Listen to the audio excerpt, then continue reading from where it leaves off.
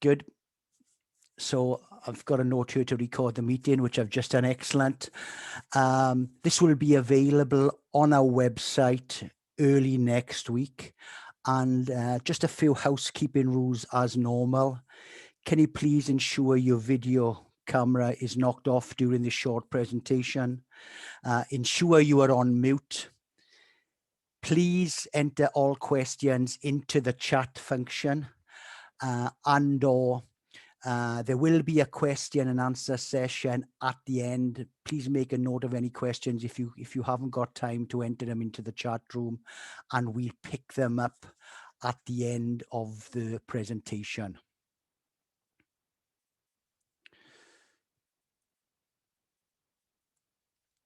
So on the call this evening, we've got Phil Brayley, the Liaison Director from the Board of Squash Wales, myself, Roy Gingell, Operations Manager. We've got David Evans, the Performance Director, and Phil Barker, the Regional Development Officer from the North. Here's the agenda. Obviously, you're going to discuss the latest Welsh Government return to play guidelines, give an update on that, give a short update on what's happening with our league and competition for this coming season, a little update on the membership, our next steps, and the question and answer session at the end. I'll now pass you over to Dave, who will give you an update on the latest Welsh Government guidance linked to our return to play. So Dave, over to you. Thanks, Roy. Good evening, everyone. As you can see, I've just got a short little slide up there, just stating where we are at the moment. As everyone's gathered, we've now gone to alert level 1, where obviously restrictions have been relaxed in certain quarters. But obviously the exciting news for us, or possible exciting news for us, is that we move to alert level 0 on the 7th of August. That would mean for us in our return to play, we're looking at getting all play back to normal, doubles, competitions, and coaching. At the moment, we are still waiting for clarification from Welsh Government on this, as obviously they've said there still will be restrictions in place. So that's why we haven't released anything as yet. We're still waiting for further information from Welsh Government on this. But, you know, exciting if we do go to alert level 0, you know, the possibility of normal play could be resumed. Put us on the next slide.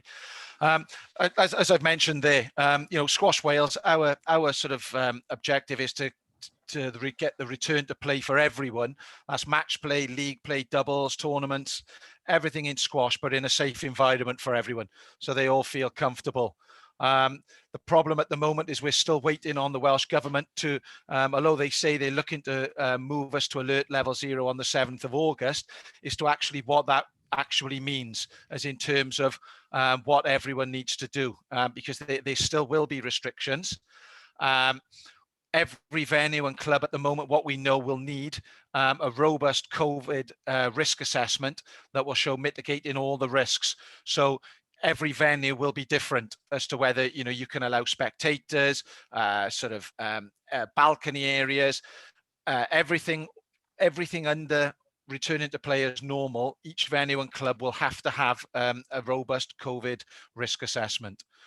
Squash Wales, what we're working, one of an area, sort of a challenge for us, is that the local authorities, all the leisure centres, because they will have their own risk assessments and open, you know, as they see fit, and depending whether they're very cautious or not, is to make sure that every local authority is aligned to ensure that they sort of adhere to the protocols and the same guidance as everywhere else. What we don't want is, you know, certain boroughs and local authorities opening one court, allowing spectators, different local authorities doing something different. So we're working, you know, extremely hard in that area to make sure everyone is aligned as soon as we have the latest clarification and guidance from Welsh Government. Obviously, what we do know at the moment is mask wearing indoors will continue, and it'll be a legal requirement even in level 0 until we get to the squash venue. bottom of the slide there, as you can see, there is a link for the latest alert level 0 guidance from the Welsh Government. Please, excuse me, please feel free to read that, look at that, study that, and see how your club will sort of adapt and operate in these sort of conditions. But as we said, we're still waiting for further clarification from the Welsh Government as to what restrictions are still going to be in place and what that'll mean for us in squash. I think that's my short view on the on the return to play. Right, it's back over to you now. Thank you.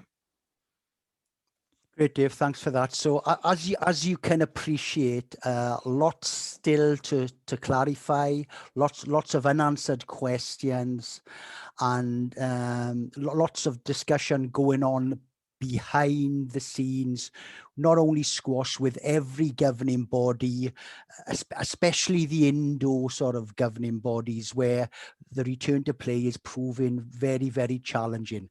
So with this in mind, we've come on to the league and the competition sort of proposals and discussions for the coming winter months. The first thing I like to announce, really good news. We are fortunate to have Nick Edwards, and Nick is on the call this evening. Nick has agreed, many thanks to him, to take over from Mike Howe, who has done 40 years outstanding work as the league secretary. So we managed to persuade Nick, a couple of meetings last week. We've got him on a free transfer, I think, from Monmouth. So we've got him for a good fee. Nick is on the call. Nick, would you like to just say a few words at this stage?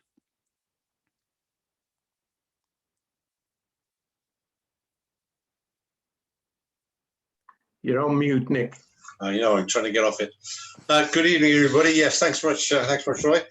Yes, I think it's hopefully going to be a great opportunity. For those of you that don't know me, my name is Nick Edwards. I've been playing squash for probably 40 years on and off, more for pleasure than anything else. I am a qualified ref. I have been the secretary for Monmouth Club for the last 4 or 5 years, and I've been secretary to the GSRA along with Peter for the last 3 or so. This is obviously a much bigger role than I'm used to, but and I think Mike Howe is going to be a difficult man to follow, difficult shoes to fill, as it were. And I'm very pleased to know that Mike is still going to be around for me to pick his brains and draw on his experience. Just a few things. I do believe that there's no need to reinvent the wheel, and if it's not broke, don't fix it. But I think that COVID is going to give us a great opportunity to look at the leagues, decide whether things need to change, and it gives us a good opportunity now to make those changes. We've got to think outside the box, and I think this is a great time to do it. My aim as the league manager would be to obviously get competitive squash up and running as quickly, effectively, and safely as possible. And once we are back to normal, whatever normal turns out to look like, then I'd like to ensure those leagues run as smoothly and as fairly as possible. Hopefully I can rely on the support from all the clubs to make this happen, because at the end of the day, the clubs are the lifeblood of Squash Wales, and I'm looking forward to working with all the clubs in the very near future. Thank you very much. I'll hand back to Roy. Great. Many thanks for that, Nick. Many thanks for putting your name forward to help us out here, you know, in what is a unique sort of time within sport in general, and certainly within squash. Like we said, in relation to the leagues, this is now the opportunity to restructure our leagues if required. So we are looking for your feedback over the next few weeks. Please, we'll have a discussion in the Q&A session about the leagues a little bit later at the end of this presentation. We're also going to discuss in more detail via a questionnaire, which will be circulated to all the teams in the next couple of weeks, because like I said, this is unique COVID times. This is our opportunity to basically change what we've been operating over the last 40 or so years. In relation to that, there has been a league panel which has been formed and met on a number of occasions, and Phil, who's on the call as well, Phil, our liaison director, he has been chairing that panel to look at our current constitution and rules for the whole of Wales in relation to running our leagues. So they've looked, and they're currently looking at those constitution and the rules, and a first sort of draft has been formed. The one caveat that we are asking, linked to our new membership, is every member of Squash Wales, you must be a member, sorry, to be able to play in the leagues. So that is going to become mandatory. You must be a member of Squash Wales to play for your team in the leagues moving forward. And again, these unique times, there will be no doubt numerous COVID guidance and protocols as we go on this journey, both for this winter league and the spring league. In our opinion, things are not going to change overnight, so there will be lots of COVID sort of guidance protocols required to run these leagues. So lots to think about. We are going to send out, like I said, a questionnaire to be circulated, and your feedback will be essential on how we structure these leagues in the future. Moving on to our Squash Wales competition, again, due to the COVID sort of situation, we are looking at our draft competition. We are gonna draft up a full competition calendar for the coming season. The first draft, as normal, will be published on August the 1st for the full season, including all those sort of events which we have run previously. Again, we are in no doubt, and already certain protocols will be required for us to run our events even in September. On our membership, those coaches, referees, and individual members who previously paid by direct debit have received emails in the last couple of weeks and have been offered a refund for season 2020-2021. So all those people that have paid by direct debit, the coaches, referees, and individual members currently paid by direct debit, have been offered a refund.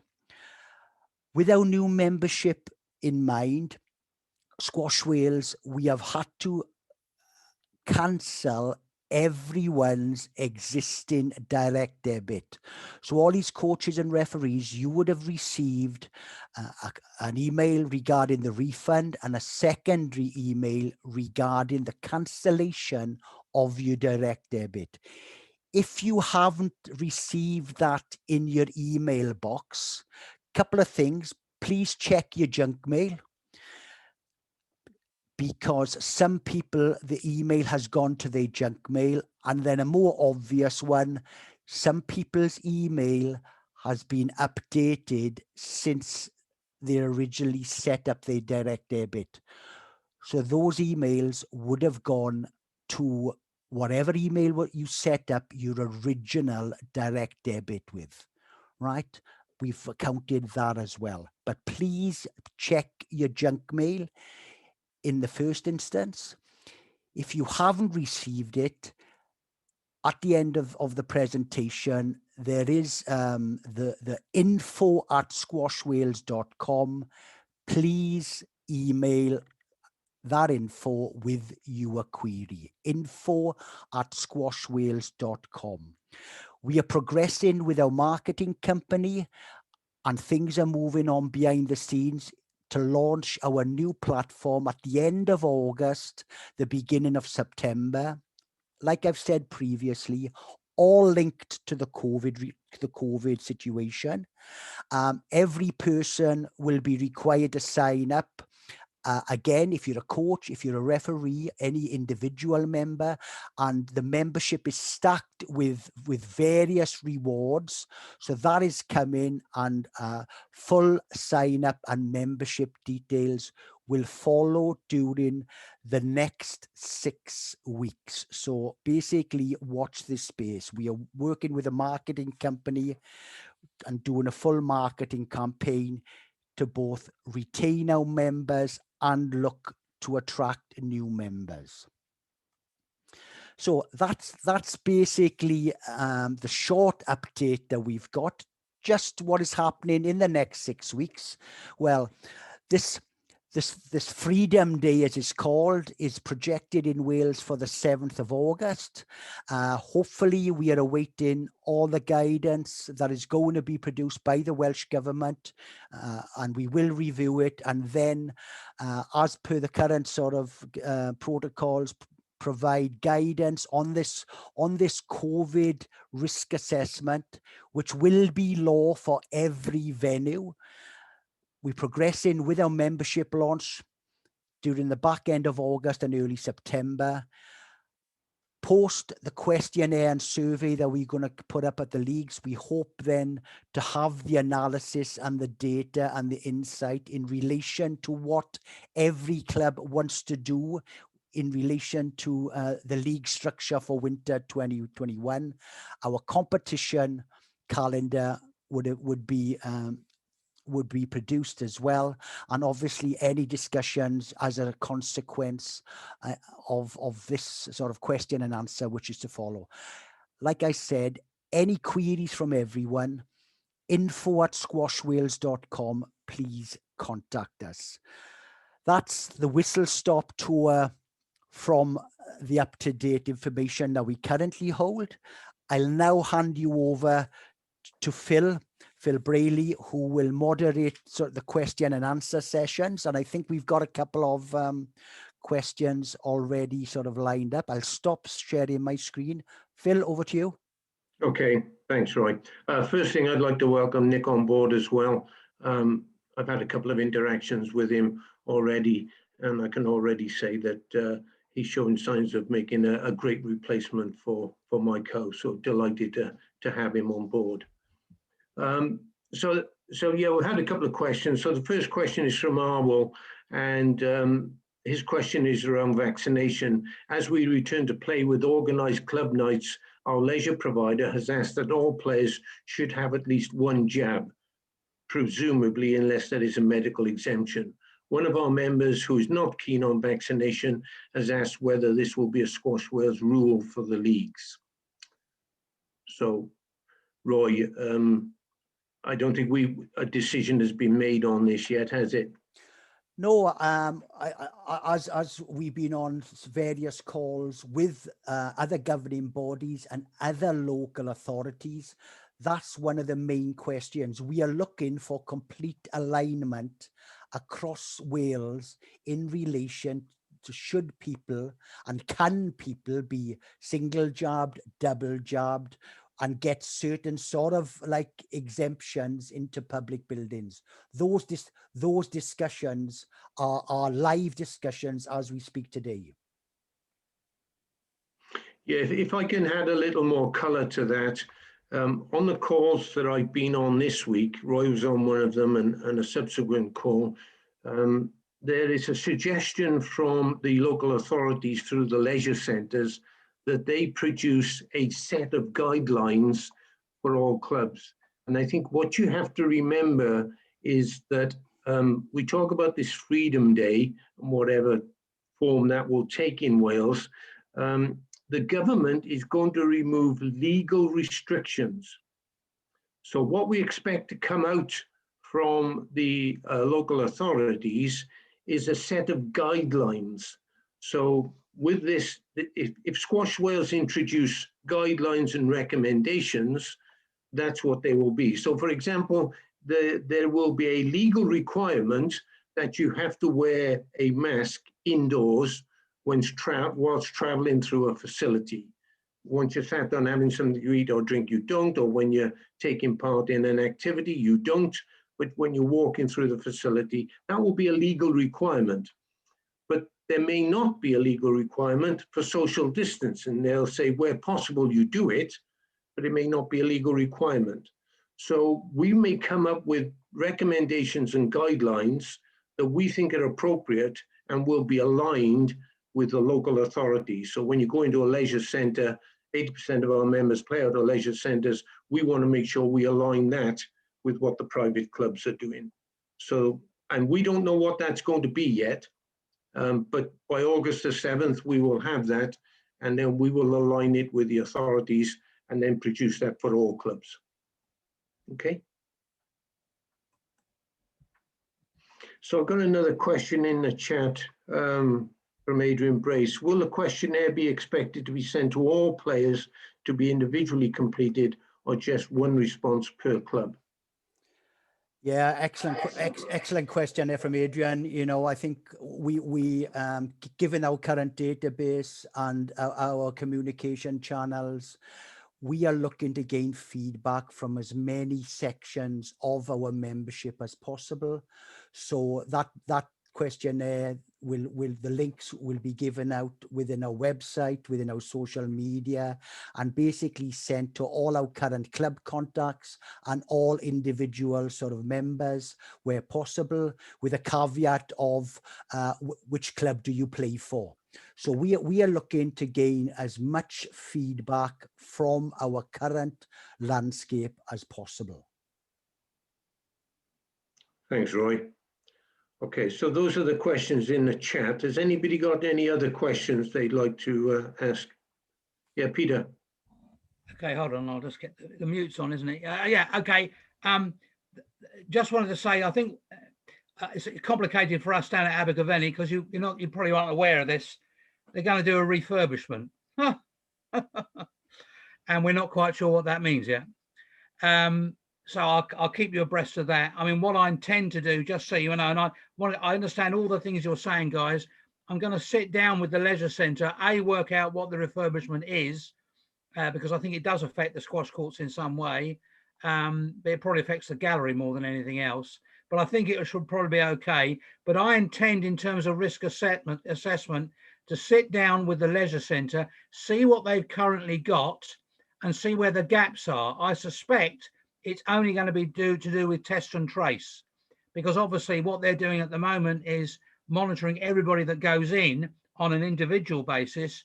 If the club books the squash courts, it's at that point that we'll have to monitor people at that level, i.e. visiting teams and stuff like that.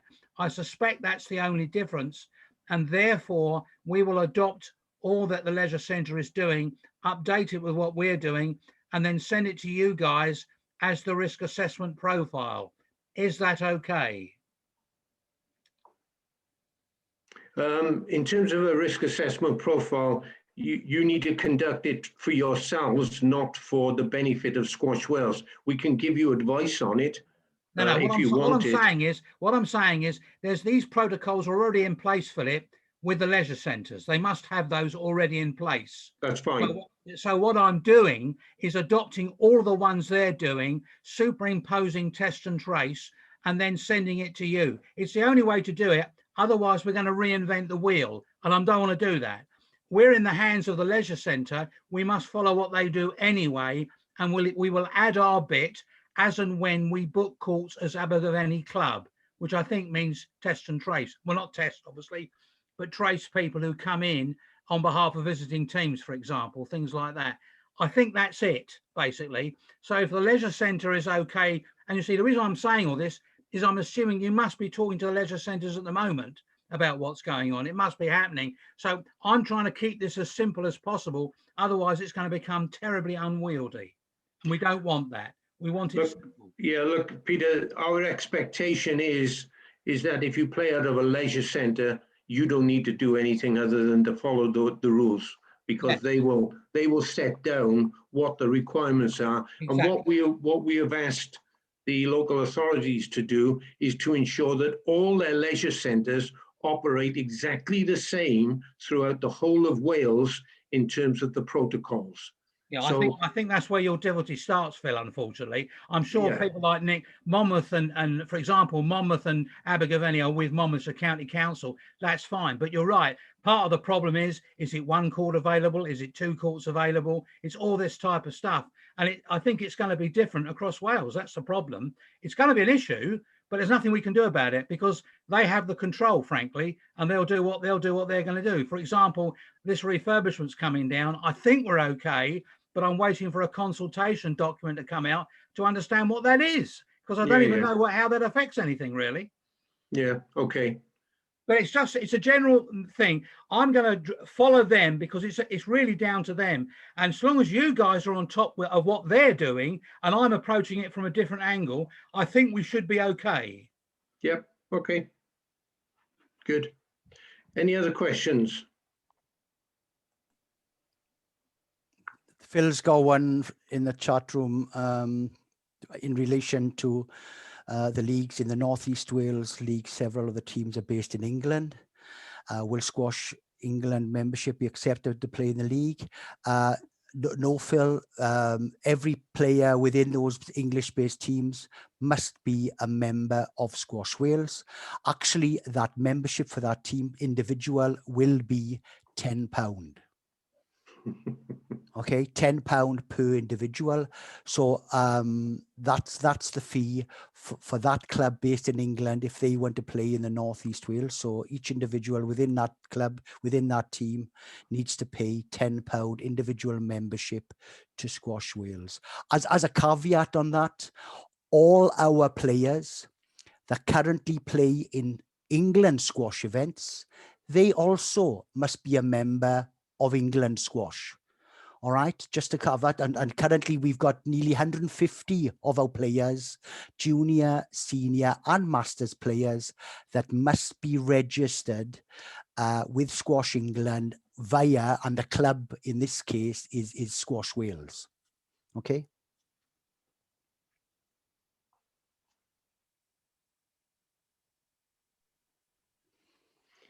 What will happen on that one, Laurie, here, on someone who comes in very last moment on the once in the whole year?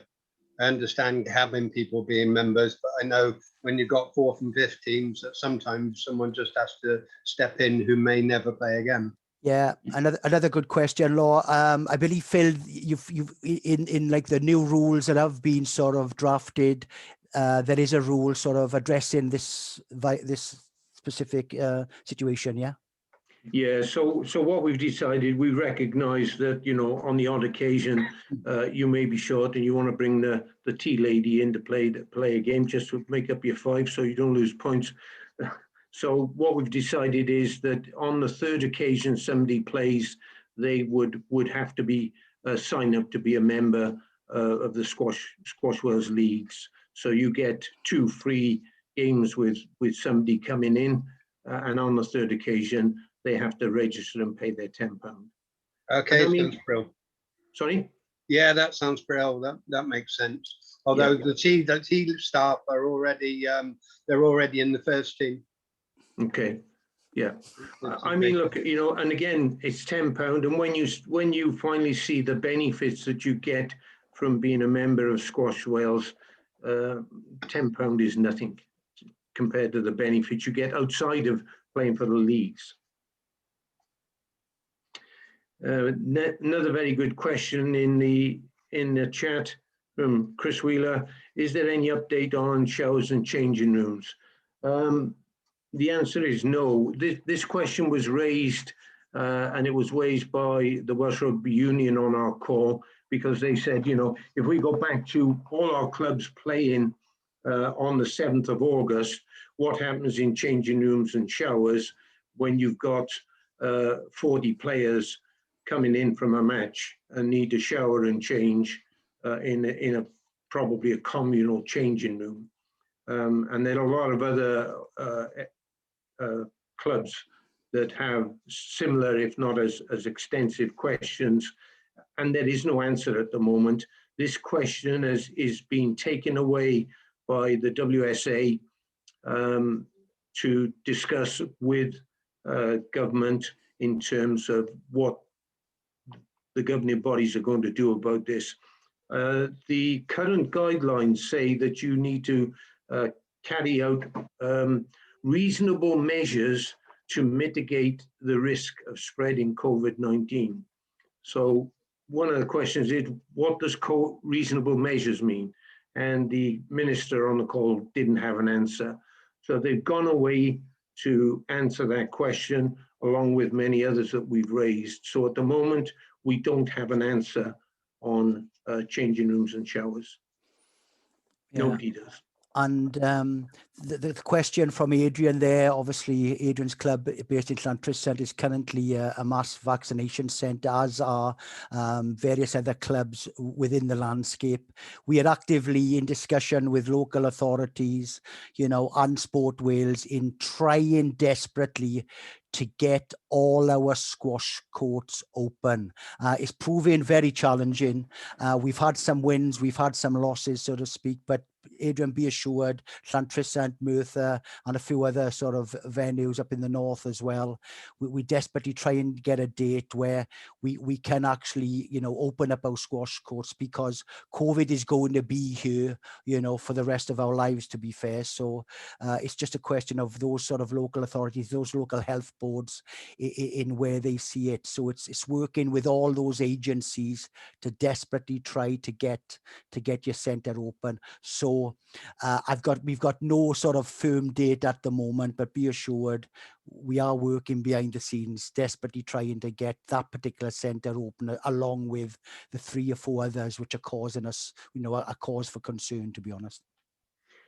One of the other things we're doing on that as well, I believe, Roy, is looking at alternative clubs for an interim period.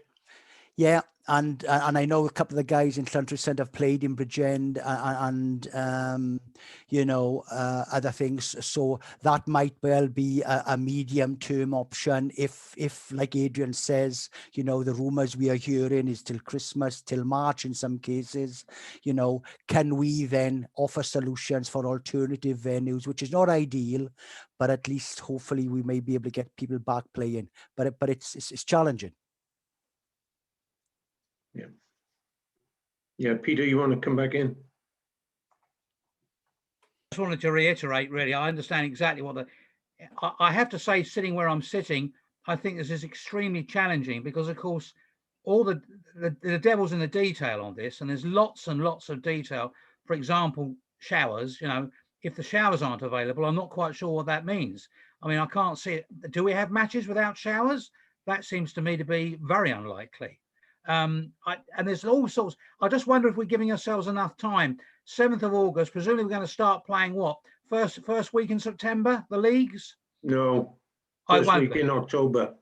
October, okay. Well, that's good. No, okay, so we have got a bit of time, haven't we? Yeah. I think that's absolutely vital, because it's going to be, well, it is going to be challenging. It's doable. All of this is doable, but the trouble is, and you're quite right, Philip, you raised a question with the minister and he raised a question about what's meant by reasonable, because reasonable under law means absolutely bloody anything, to be honest with you. Reasonable endeavours and all this stuff. But of course, the devil's in the detail, and it's going to be they're going to have to come up with some definitive rules which people can sign up to. Otherwise, it's impossible. Yeah, we're pushing them. Another question is, what is happening at D-side from Laurie? Yeah, same thing. You know, D-side looks a little bit more prosperous, to be fair, where the courts could potentially open. We're in discussion with them to see exactly how that looks. But I think the operators at D-side Leisure Centre have given an undertaking that centre is going to open sooner rather than later. So that is looking, you know, a little bit more fruitful, to be honest. Okay. 6th of September is the information I've had from D-side. Yeah. So they're in the phase 1 reopening at the minute. So 6th of September is their target for that one. That's good. Okay. Any news on Caldicott? No news on Caldicott. That's going on behind the scenes. No further meetings since just after COVID. I think the project has been put on hold. But like Peter said about Abergavenny, Monlife, Mon Council are forging ahead with the development of Caldicott. And yes, I am aware of the Abergavenny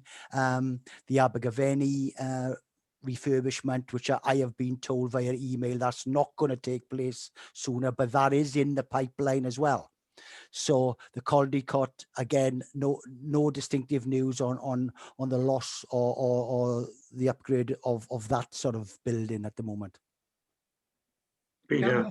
Roy, can I just say, my understanding from Abergavenny is the refurbishment will be completed by January next year, completed, and it's going to take 20 weeks. So it's going to be, you know, that's what I'm being told. That's not official. That's unofficial. That's what I've discovered on the grapevine, which I shouldn't probably know about, but that's what I've been told. And that, I think, again, I don't know if you're aware of that, but that seems to me to make things slightly more complicated. Yeah, we perhaps will take this discussion out of the meeting because it's specific to Abergavenny, but I can bring you an update on that. Thanks, Pete. Okay. So has anybody got any questions on the leagues? No, I mean, we put that slide up with potential changes. Has anybody got any views on that on this call? We'd like to get an understanding of your concerns, your views, what works well, what doesn't work well, what changes you would like to see, if any. Alan. Just an observation, we've been discussing it in our club, and it seems to us to be reasonable to go back to grassroots and to go back to county Michael Morgan structures we sat in originally, and maybe to have an elite league, and maybe just try and get the grassroots back up and running. We anticipate that we're going to lose half our competitive teams when we come back. We're only seeing a very slow trickle, and I don't think those people are going to trickle back anytime soon before Christmas, given third wave consequences and everything else, and the cautious nature that Wales has taken in the space. So that's a view. That's not something voted on, but that's certainly that's the direction of travel our conversations are taking. I think it's a good point. Alan and Adrian's made a point, not sure, but is distance travel going to be the biggest factor for people? And this is one of the things that in this group that we have running to look at the leagues.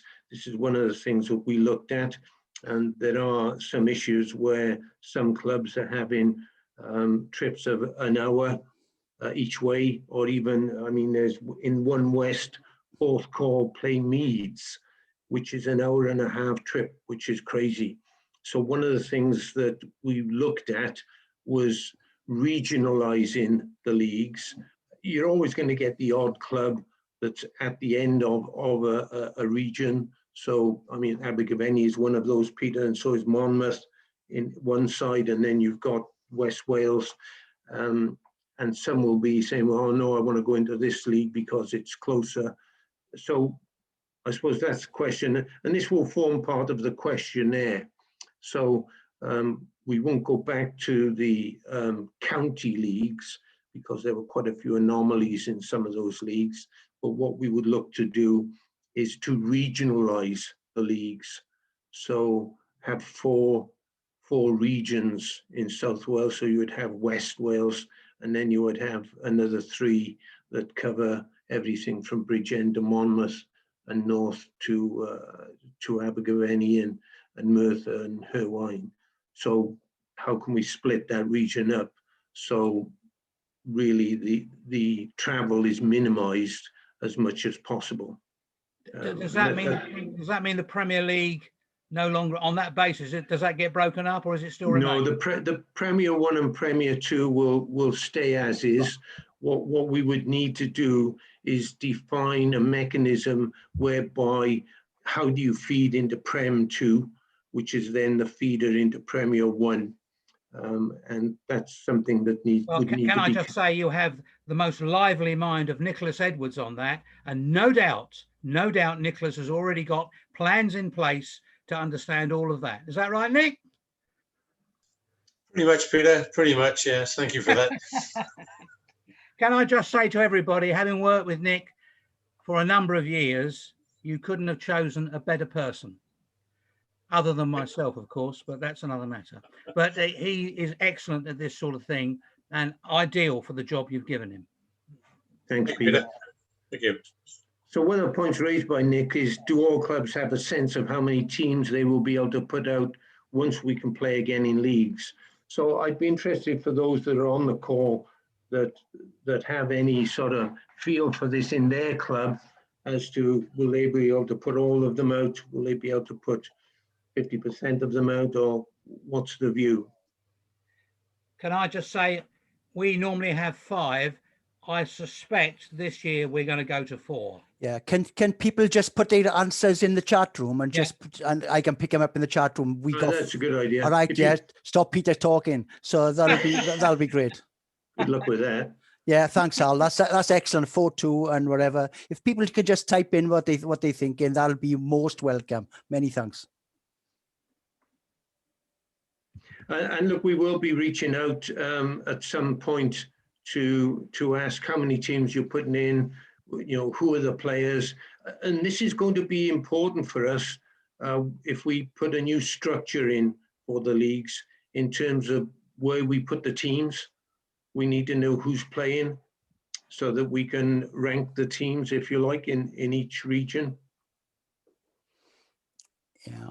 And Adrian's come with an excellent point about, obviously, you know, the pre-season, people not diving straight into team squash, people getting used to getting on a squash court, building up in a safe environment, you know, ready to play, you know, proper. The transition, you know, needs to be carefully structured sort of transition as well. Yeah, and I think that's going to be regional as well, Roy. I mean, what I'm picking up, you know, I'm playing my local club, St. Mellons. They're all dead keen to get back playing league squash as soon as it starts. So I think, you know, but then I'm also hearing other clubs just want to play friendlies for the time being. You know, I think that's something that Arwell raised in North Wales, that they're thinking of just playing friendlies for the rest of this year, so maybe the first half. And look, whatever, you know, a club or a region want to do, we can facilitate that if wanted. So we're not pushing for everybody to come back and start playing as we were before. It's just a case of, if we're going to put a league structure together, we need to know how many teams we've got. Yeah, and it could be 3 in a team, 4 in a team, 5 in a team, 1 court, 2 courts. There's like many options here which have not been obviously decided, haven't been discussed. That's the feedback that we look in. What is practical at this stage, you know, of the COVID sort of situation. I've been looking at saying walking football recently. I think walking squash would do me nice.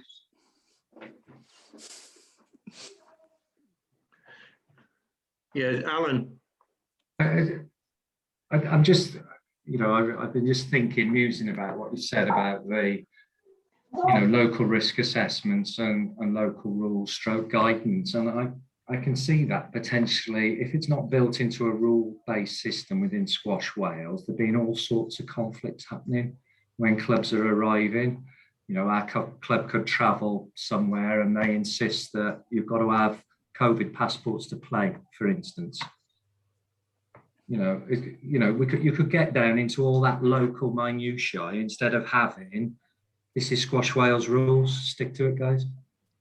Yeah, I can see where the conflict comes from, especially with the public sector building and that. But you know, I can see the panels being quite busy in this space because there'll be objections here and objections there, or cancellations here, and that's not going to be any good for anyone. So you know, it's just, I'm sure you guys are thinking about it, but the more I'm thinking about it, the more I think that could be a recipe for disaster. we are. I think what you're going to find, Alan, is that, and one of the dangers is that once they lift the restrictions and they say, you know, legally you only have to wear masks, everything else is you've got to have a risk assessment and mitigating actions.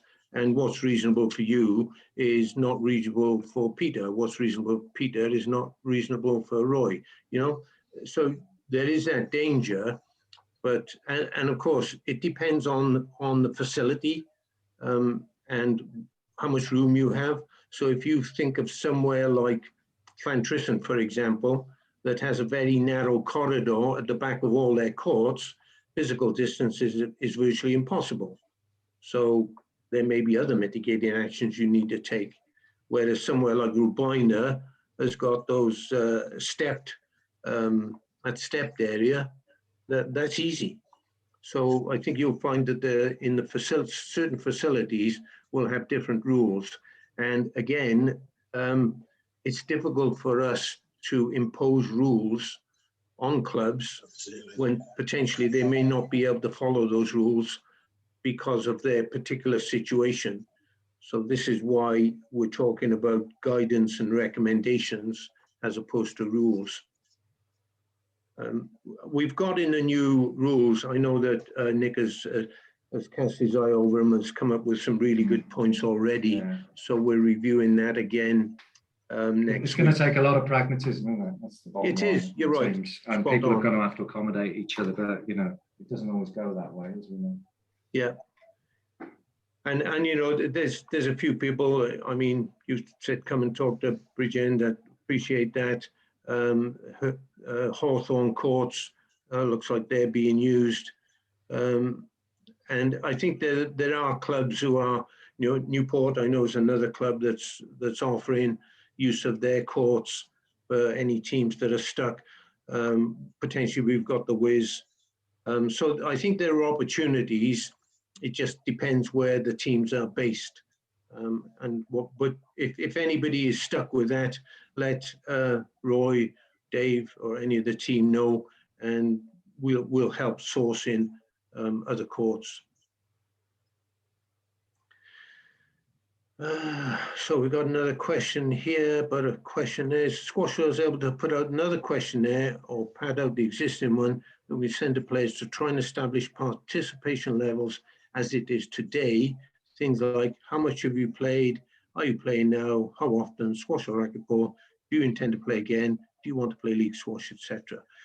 Excellent question, Adrian. What I would say is if you have anything you think we should put in the questionnaire, let us know. So this is perfect. This is great. This is exactly what we need from this call. And what we would like you to do is canvass all your members, you know, talk to them, you know, what is it you want? And if you find out and they're not prepared to put it in an email to us, if you could send it through to us, we can capture that and use that to build out this questionnaire to get as much information on return to league squash as possible. So that's a great comment. And I think this is what we want our members to tell us what they want and how many they think are going to be playing, which is going to be crucial to getting these leagues up and running again.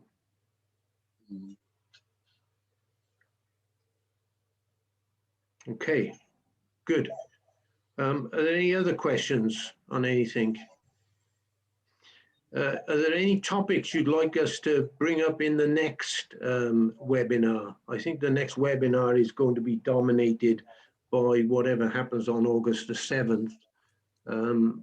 And I would expect that we would have the information out on August the 7th or very soon after, and then conduct another webinar after that. We're thinking of also conducting a separate league webinar, North and South. If there's enough interest for that. I mean, it's a little surprising the low numbers we have on this call, given how close we are to starting up playing league squash again. I thought a lot of people would be interested in that.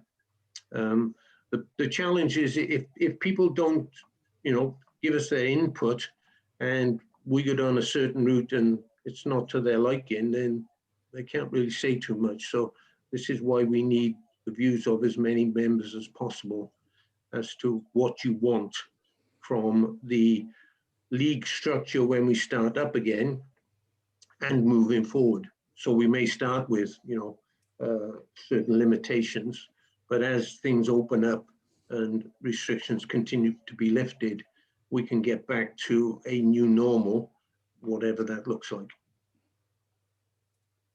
So down to the members to inform us. So is there any more questions? Peter, is there a question or an observation? Yeah, I was just going to ask when, yes, fair point. I just wanted to say, shall we set the date of the next meeting? Given it's the 7th, will it be around about the 14th of August, something like that? Roy? I think, you know, the Welsh government on numerous occasions over the last 18 months have announced things on the 7th, and actually the guidance will follow 4 or 5 days later. Right. So that's the problem. No, that's fair enough. Okay. I mean, I'm just saying. I we would have love work- to. Yeah, we have to work back. It looks to me like it's going to be 2 weeks rather than 1 week, isn't it, really? It's probably nearer the 21st, isn't it? Probably, yeah, you know, because the guidance, and what happens, they publish guidance, and out of that guidance there's another 20, 30 questions that need clarification. And that's where we are today with this level 0 alert. You know, there's you know, more questions and answers again. It's challenging, I tell you. It's challenging. No, guys, I fully understand that. That's why I was concerned about September. If we go through to October, that gives us more time, obviously. But I still think that time is already looking as if it's starting to run out when you look at what we just said now, that we're moving towards the end of August. So, you know, it is. So I difficult. think, Pete, we are fairly confident that if the league starts the first week of October, then a traditional like 6-team format, we'll be able to run a league before Christmas. Notwithstanding, you could run the first half before Christmas, isn't it? There's many options here. So, you know, a start date of the 1st September, 1st of October, that is one of the plates spinning in the air at the moment, you know. So, and best of 3, best of 5, 3 players, 5 players. I understand all of that. I can understand why that's happening. You know, if you've got 1 court rather than 2, it isn't going to be 5 players. It's going to be 3 by definition. Things like that. Friendlies, injuries, get people up and running, people coming back, you know, drip feeding them. So there's a dozen scenarios here which need to go in the pot to see if we can come up with some form of solutions to enable people to have some form of competitive squash. And that might well, as Phil said at the start of the call, that might well be different in different areas of the country also. Yeah. Yeah. Okay, good. It's very fluid, isn't it? Let's be honest. It's very fluid. Yep, it is at the moment. Any more questions, guys? So if there's nothing else, if you do think of anything, info@squashwales.com, send an email through. If you've got any ideas on what we should include in the questionnaire, send those through. And I know, you know, we've got a couple of guys on the call who've raised some already. So Adrian, you know, Alan, if you've got any ideas for the questionnaire, send us those through. And then as soon as we have a date for the next webinar, we'll communicate that as soon as possible to get as many people on the call as possible. I think that will be a very important call webinar, the next one, with everything that will have happened between now and the 7th of August.